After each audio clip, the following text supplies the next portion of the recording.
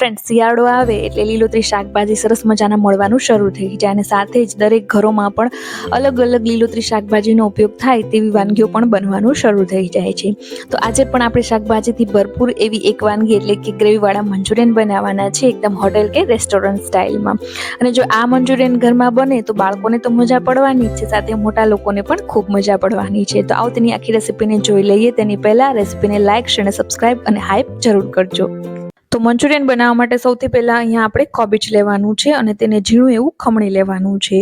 જો કોબીજ ખમણવું ન હોય તો તમે કટરની મદદથી પણ કટ કરી શકો છો નાની નાના પોર્શનમાં. તો અહીંયા કોબીજ મેં એપ્રોક્સ 2 થી 2.5 કપ જેટલું ખમણી લીધેલું છે. તેને સાઈડ પર કરી દઈશું અને હવે એક મોટું એવું લાલ ગાજર લેવાનું છે અને તેને પણ આ રીતે ખમણીની મદદથી ખમણી લેવાનું છે. એ સરસ ખમણાઈ ગયું છે તો હવે અહીંયા કેપ્સિકમ લેવાનું છે ધોઈ, અને એક મેં મીડિયમ સાઇઝનું કેપ્સિકમ લીધેલું છે અને તેને ખમણવાનું નથી, આ રીતે નાના નાના કટકા કરવાના છે કારણ કે તેમાંથી ખૂબ પાણી છૂટું પડી જાય છે. તો માટે આ રીતના એકદમ નાની સાઇઝના કટકા કરી લેશું. તો હવે શાકભાજી ખમણાઈ ગઈ છે તો તેના પર આપણે મીઠું એડ કરી દેવાનું છે જેથી તેનું પાણી બધું જ રિલીઝ થઈ જાય. તો એપ્રોક્સ 1 ચમચી જેટલું હું અહીંયા તેમાં મીઠું એડ કરી દઉં છું અને હવે આ મીઠું અને શાકભાજી બંનેને એકબીજામાં સારી રીતે ચલાવીને મિક્સ કરી લેવાના છે.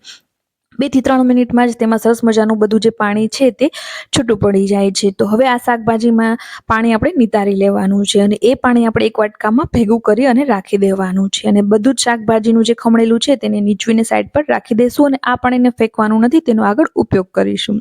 તો અહીંયા શાકભાજીમાંથી બધું પાણી નીતરી ગયું છે તો હવે આપણે તેમાં 1/4 કપ જેટલા કોથમીર એડ કરી દેવાના છે. સાથે થોડું સ્વાદ પ્રમાણે ફરીથી મીઠું એડ કરી દઈશું, અડધી ચમચી જેટલું કાશ્મીરી મરચું અને અડધાથી અડધી ચમચી જેટલું મરીનો ભૂકો એડ કરવાનો છે. સાથે જ 1 ચમચી જેટલું આદુ અને લસણની પેસ્ટ એડ કરી દેવાની છે.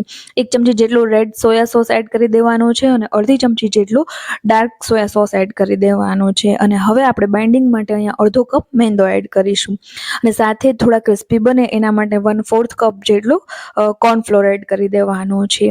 તો અહીંયા મસાલા થઈ ગયા છે તો હવે આ બધા જ વસ્તુઓને એકબીજામાં શાકભાજી સાથે સારી રીતે હાથની મદદથી ચલાવીને મિક્સ કરી લેશું.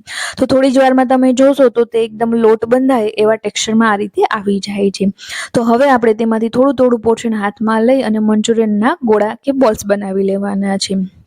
આ રીતે એક સાઇઝના પોર્શન હાથમાં લઈ અને બધા જ મંચુરિયનના બોલ આપણે બનાવી લઈશું. તો અહીંયા આપણા મંચુરિયનના બોલ બની અને રેડી થઈ ગયા છે. તો હવે આપણે તેને ફ્રાય કરવાના છે.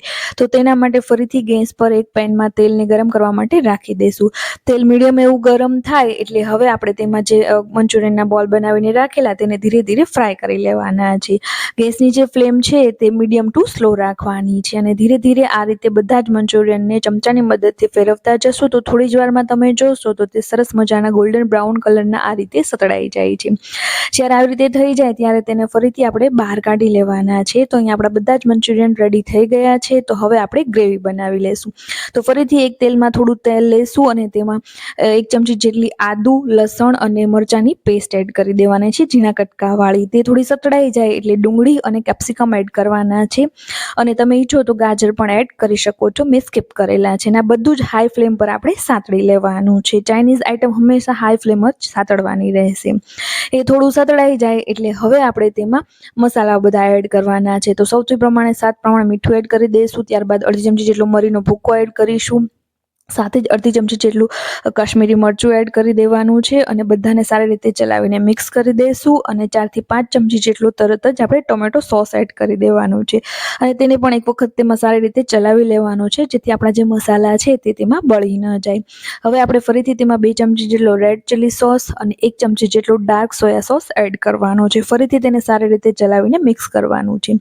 હવે આપણે જે શાકભાજીનું પાણી બચાવીને રાખેલું તેમાં 1 ચમચી જેટલો કોર્નફ્લોર એડ કરી અને તેની આ રીતની એક સ્લરી બનાવી લેવાની છે અને તેને આ શાકભાજીવાળું પાણી છે તેને આ જે ગ્રેવી છે તેમાં એડ કરી દેવાનું છે અને તેમાં સારી રીતે ચલાવીને મિક્સ કરી લેવાનું છે. તે ઉકળવા લાગે આ રીતે એટલે હવે આપણે તેમાં મંચુરિયનને એડ કરી દેવાના છે. તો અહીં આપણે જે બધા જ મંચુરિયન તળીને રાખેલા તેને તેમાં સારી રીતે મિક્સ કરી દઈશું અને સાથે જ ઉપરથી જે ડુંગળીનો પાછળનો ભાગ હોય સફેદ ને લીલો તે એડ કરી દઈશું અને એક લીલી ડુંગળીને આ રીતે ઝીણી સમારીને એડ કરી દેવાની છે. અને હવે આ બધી જ વસ્તુઓને સારી રીતે ચલાવીને મિક્સ કરી લેવાનું છે. મંચુરિયનની ગ્રેવી કેટલી જાડી કે પાતળી રાખવી તે તે તમારી અનુકૂળતા પ્રમાણે રાખી શકો છો. છેલ્લે આપણે તેને કોથમીરથી ગાર્નિશિંગ કરી લેવાનું છે. તો એકદમ સરસ ટેસ્ટી હોટેલ કે રેસ્ટોરન્ટ સ્ટાઇલ જેવા ગ્રેવીવાળા મંચુરિયન ખૂબ સરળતાથી રેડી થઈ ગયા છે, જે બનાવી અને તમે તમારા બાળકોને અને સાથે જ ઘરના મોટા લોકોને પણ ખુશ કરી શકો છો. તો આ શિયાળામાં આ રેસીપીને એકવાર જરૂરથી ટ્રાય કરજો. બહુ જ ઇઝીલી, ઝટપટ અને સરસ ટેસ્ટી તૈયાર થઈ જાય છે. અને જો રેસીપી ગમે તો સાથે જ લાઇક, શેર અને સબસ્ક્રાઇબ કરવાનું નહીં ભૂલતા અને વિડીયોને હાઇપ જરૂરથી કરજો. તો ફરી મળીશું એક નવી રેસીપી સાથે.